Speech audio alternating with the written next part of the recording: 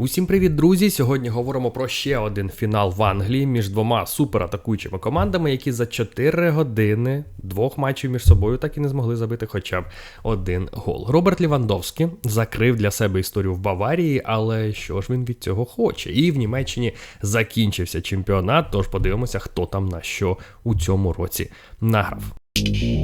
Челсі і Ліверпуль зіграли ще один фінал в Англії між собою в цьому сезоні. На цей раз фінал Кубку Англії, а не Кубку Ліги, але знову одне й те саме. Знову 120 хвилин, 0-0 і серія пенальті. З одного боку це, звісно, дивно, але з іншого боку, ми вже 1000 разів говорили, що у футболі все може піти за тим сценарієм, якого не чекають абсолютно усі, і це, нормально. Бо це гра.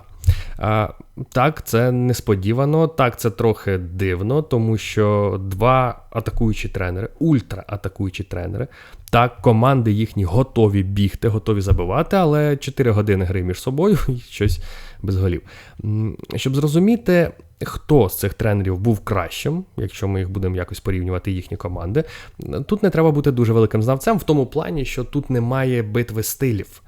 Тобто обидва тренери хочуть одного й того самого. Вони хочуть якомога швидше просувати м'яч у вільні зони і рухатись до воріт суперника, і там якомога більше пробити поворотам суперника, тобто створити як можна більше моментів. Там уже яка буде схема 4-3-3, 3-4-3, це абсолютно не важливо, тому що це інструмент. А ось ціль. Тобто по цим цілям можна спокійно порівнювати Тухеля з Клопом в цьому поєдинку. І у битві колишніх тренерів Майнца і Борусі краще був Клоп. Тому що, як мінімум, його команда вдарила майже вдвічі більше разів по воротам суперника. Так, майже все було послано поруч зі стійкою, але все-таки. Тобто, якщо обидва тренери одну й ту саму ціль намагаються досягнути, то Клоп був до неї ближчим. Спочатку Челсі дуже сильно в себе повірив і розпочав з високої лінії оборони, і отримував собі за спини. І постійно біг назад. І Ліверпуль мав у ці перші півтайму достатньо нагод, щоб забити першим, але ці півтайму Челсі пронесло.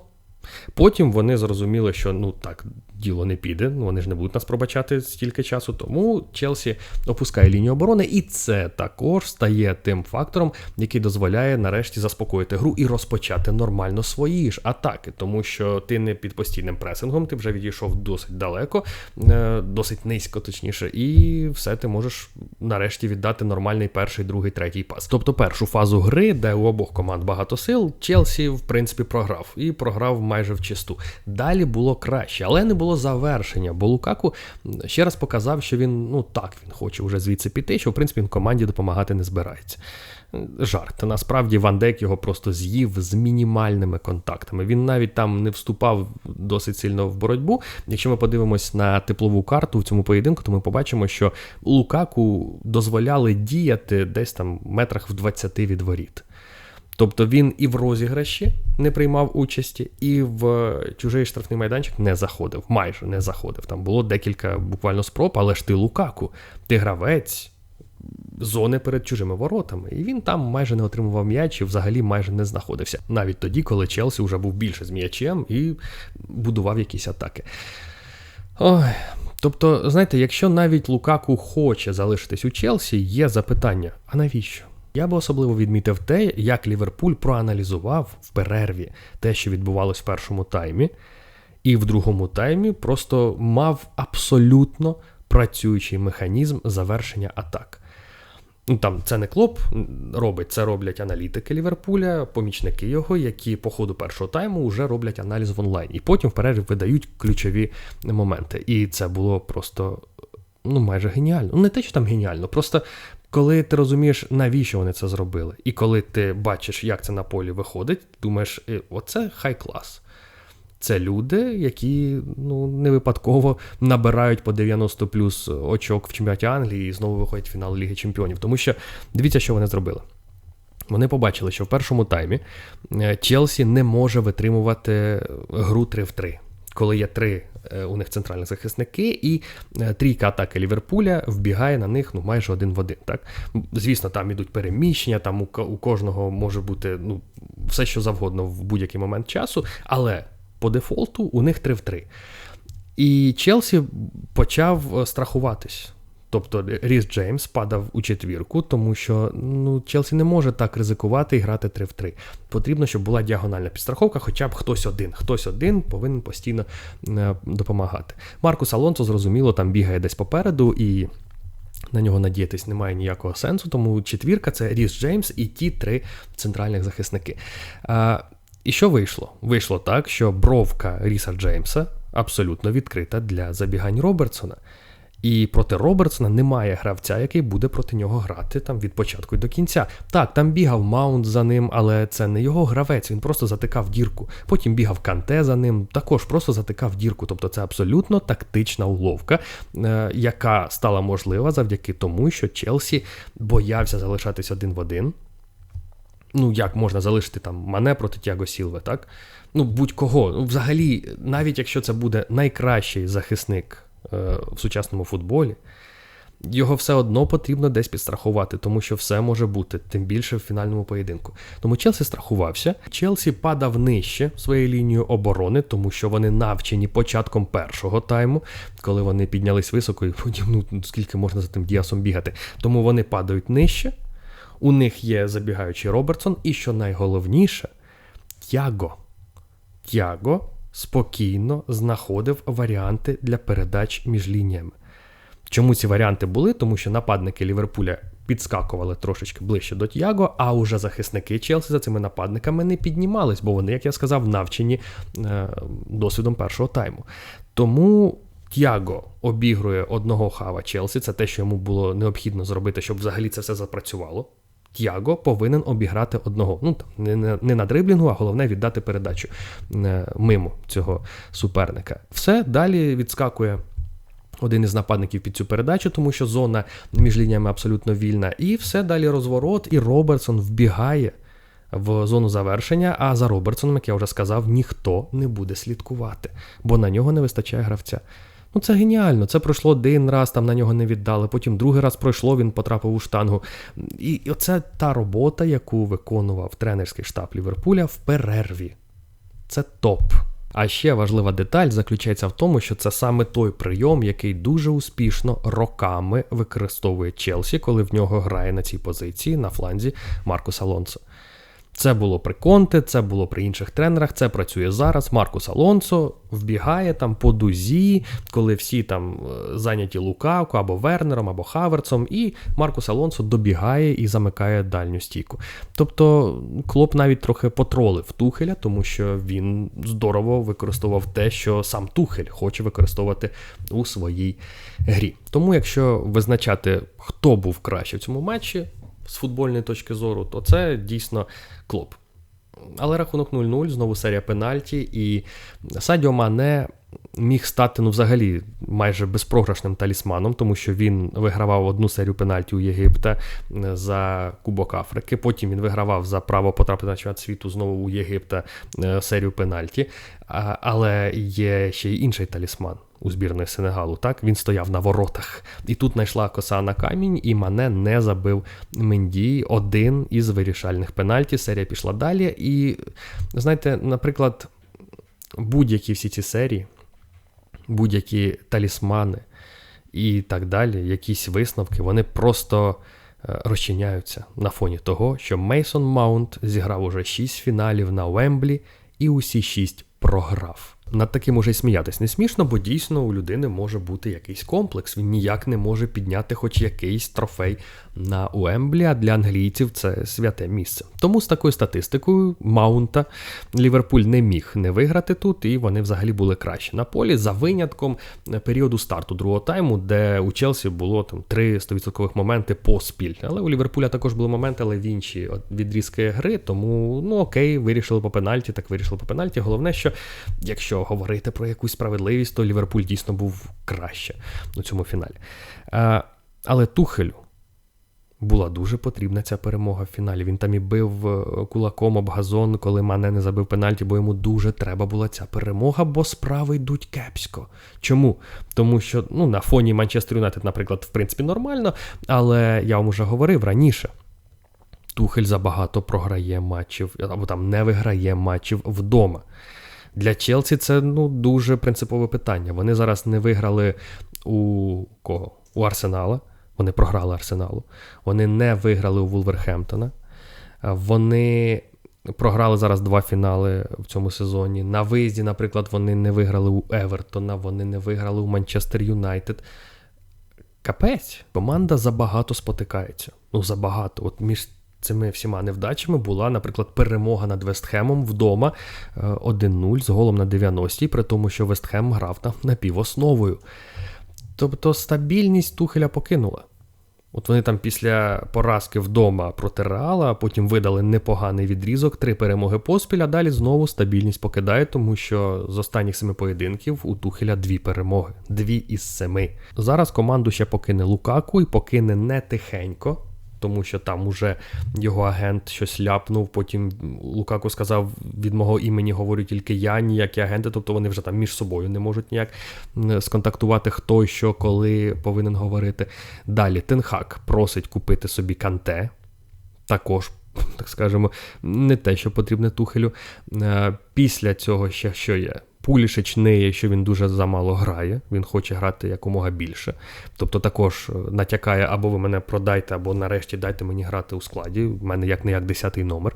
Далі Рюдігер підписав контракт з Реалом, Алонсо хоче повернутися в Іспанію, і це ще не кінець. І такий бездарний фініш сезону, хоча, як бездарний, так, вигравай 2 серії пенальті у Ліверпуля на удачі, і у тебе 2 трофеї, нічого собі бездарний. Але от воно все якось, все логічно закінчується. Тобто те, що Челсі не дожимає те, що раніше дожимав, це наслідок того, що в кораблі забагато пробоїн. Той не хоче грати, той уже пішов, а той сидить на банці і вічно незадоволений, той ще. І оце все виходить в погане закінчення сезону. Тому що? Півкоманди дограють. Роберт Левандовський офіційно і публічно заявив, що він не підписує новий контракт з Баварією і покидає клуб. І головне запитання, куди ж він переходить? Окей, він закриває цю історію, окей, він там повторив черговий рекорд Герда Мюллера, Бундеслігу, в принципі, він пройшов повністю. І куди ж він тепер піде? Всі говорять про Барселону, але там є Обамеянг. Тобто, в принципі, так, Левандовський крутіший, ніж Обамеянг. Навіть в 34 роки, які йому виповняться в серпні. Окей. Але у Барси вистачає позицій для підсилення. Уявімо, що не в Барсу. Добре, кому потрібен нападник? В Англії Челсі потрібен нападник. Якщо Лукаку йде, значить когось треба брати. Окей, один із варіантів. Але я жодного разу не бачив жодного натяку на те, що Левандовський хоче в Челсі, або Челсі хоче купити Левандовський. Це, здається, вже не актуально років як 6. А далі, хто ще може взяти Левандовський? Раптом Барселона каже, слухай, ми тут порахували, нема грошей ні на що, тому вибачай. І в Баварію ти вже не можеш повернутися. Гіпотетична ситуація, хоча в Баварію його приймуть завжди. Якщо не Барселона, якщо не Челсі. Ліверпуль. Класний варіант. Тим більше, що у Ліверпуля немає, наприклад, тепер зросту в атаці. Так, є Фірміно, але там Орігі вже не буде в команді, є тільки Малишня. І Ліверпуль, як команда, яку тренує один із колишніх тренерів Левандовський, це був би класний варіант, супер просто, він би там грав, забивав, все було б здорово, і пограв би в прекрасній атмосфері Енфілда останні активні роки своєї кар'єри. Це було б класно, правда. Але я не знаю, чи Ліверпуль хоче його купувати, хоча, в принципі, зараз Левандовським можуть дозволити собі всі. В тому плані, що у нього залишається останній рік контракту, значить, сума, за яку він піде, буде невеликою, кажуть там про 20 мільйонів, наприклад. 20 мільйонів за Левандовського готові викласти, не знаю, клубів 30 зараз в Європі, якщо він тільки захоче туди прийти. Тому ми розуміємо, що головний голос у майбутньому трансфері буде саме у Левандовський, тому що всі зможуть його купити, а ось кому він скаже так. Окей, у Сіті тепер є нападник. У Манчестер Юнайтед немає Ліги Чемпіонів. Плюс є Роналду, але все одно Манчестер начебто шукає нового нападника, бо Тен-Хагу потрібно більше руху попереду. І вони хочуть купити собі Осімхена, це буде топ-вибір, якщо вони Осімхена заберуть із Наполі, там кажуть, ми вам Марсіаля, ми вже забули взагалі про нього, вам Марсіаль, плюс ще гроші, а ви нам Осімхена. Це буде топ-варіант. А я не думаю, що Лівандовський в 34 піде в команду, де немає Ліги Чемпіонів. Окей, далі.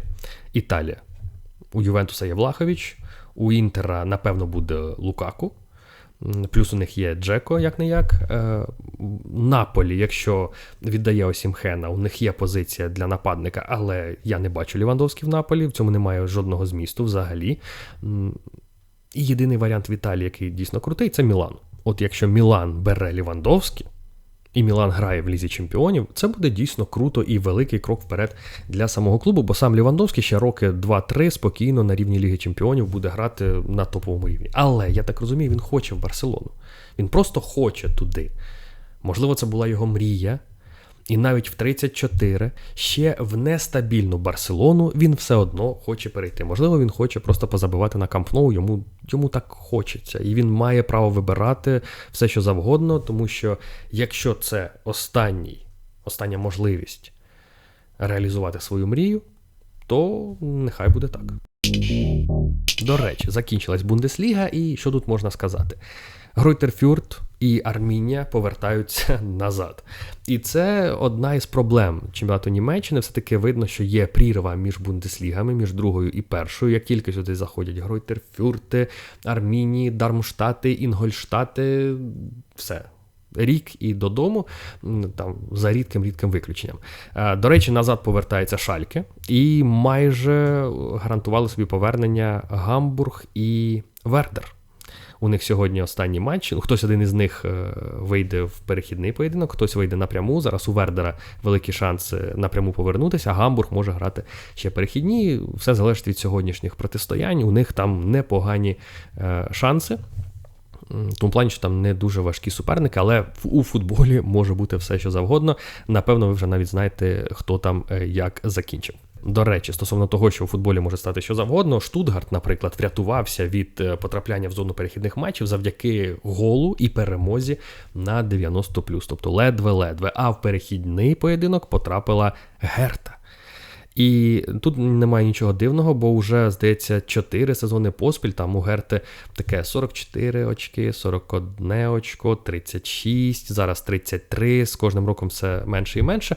Тобто це абсолютне повторення шляху Шальки, наприклад, коли ти, от видно, що сезон за сезоном нічого не міняється, і ти стаєш все трошки гірше.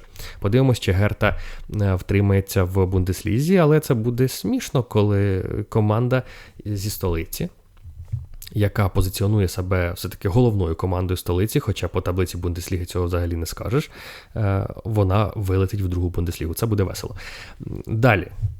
Айнтрахт і Боруссія Мюнхен-Гладбах фінішували дуже низько. Катастрофічно низько, мені здається, але одні можуть виграти Єврокубок, і це для них взагалі врятує все, що завгодно, а інші звільнили тренера, звільнили Аді Хютера за те, що Гладбах зайняв 10-те місце.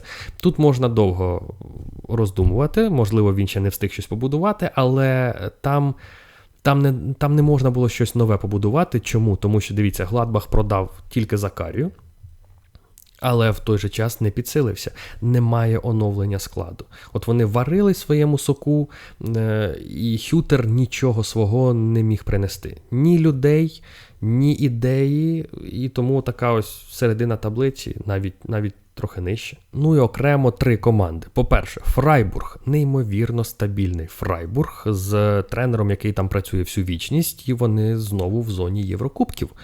Це дійсно дуже круто. Вони навіть могли, я так скажу, не знаю, чи хотіли вони чи ні, можливо, не хотіли, вони могли потрапити навіть в зону Ліги Чемпіонів, але якраз останні 2 тури у них були проти Уніона і проти Байера, і в цих поєдинках вони чесно довели, що Лігу Чемпіонів вони не можуть потягнути. Далі Уніон. Уніон, якраз команда із Берліна, клуб не таких масштабів, як Герта, але вони знову потрапляють в зону Єврокубків. Минулий сезон, цей сезон. І Уніон – це дійсно виключення з німецького футболу. Ті, хто знають, яка там у них форма власності і так далі, вболівальники – це виключення з німецького футболу, і вони якраз одні з тих, хто зайшли в Бундеслігу і не вилетіли. І мало того, що не вилетіли, а ще й потрапляють в Єврокубки. І Лейпціг, який врятувався по ходу сезону, прийшов Тедеско і витягнув їх з тих місць, де закінчили Гладбах і Айнтрахт, і Лейпціг буде грати в Лізі Чемпіонів. Тобто Тедеско в нормальних умовах довів, що він дійсно гарний тренер. Те, що там було в Шальке, ми бачимо, що там не в тренері була справа.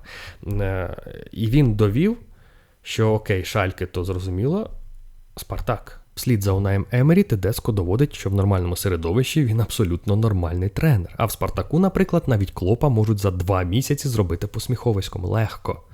За 2 місяці, можна за 2 матчі навіть. Тому що ти там не потрібен як тренер, ти там потрібен як об'єкт для постійної критики і невдоволення. Бо єдине, в чому сильна Росія, це ресентимент, це пошук винного, і це постійний кайф від того, що можна когось розумного критикувати за те, що в нього нічого не виходить в середовищі, яке взагалі не призначене для того, щоб щось десь виходило. Ось і все. І так по колу. Хоча ні, кола більше нема, бо в Росії нема футболу. На цьому все. Дуже дякую вам за увагу. Надіюсь, вам сподобалось. Ставте лайки, підписуйтесь, не забудьте глянути мій вчорашній відеоролик і до зустрічі.